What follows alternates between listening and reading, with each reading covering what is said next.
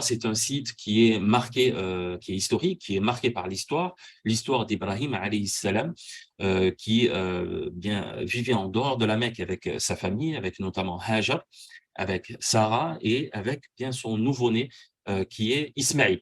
Allah subhanahu wa ta'ala, à un moment donné, va demander à Ibrahim alayhi salam de prendre sa femme Hajar, qui est sa deuxième femme, et de prendre Ismaïl et de quitter son lieu de vie pour se diriger vers le désert.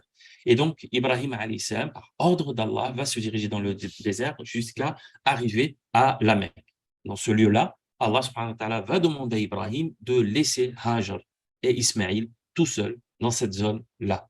Donc, Hajar va interpeller, alors que Ibrahim commence à retourner vers d'où il venait, et elle va commencer à interpeller Ibrahim en lui disant: tu nous laisses dans un lieu où il n'y a aucune végétation, où il n'y a aucun moyen de survie.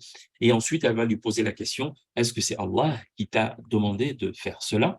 Et Ibrahim alayhi salam, alors qu'il bien tourne le dos à Hajar, acquiesce avec la tête. À partir de là, Hajar a quelques provisions. Elle va les utiliser pour elle et son fils Ismaïl alayhi salam. Et une fois que bien, ces provisions s'estompent, elle va commencer à chercher de l'aide. Et elle va bien faire un trajet, celui de Safa et Marwa, qui sont initialement des collines. Bien, elle va faire l'aller-retour pour prendre de la hauteur et voir au final s'il y a une caravane qui passe pour leur prêter main forte, pour leur donner de quoi vivre, survivre.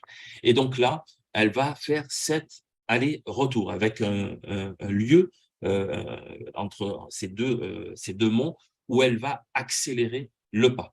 Et au bout du 7e, bien, Jibril alayhi salam va frapper la terre à l'endroit au pied où se trouvait Ismaïl, et de là va jaillir Zamzam.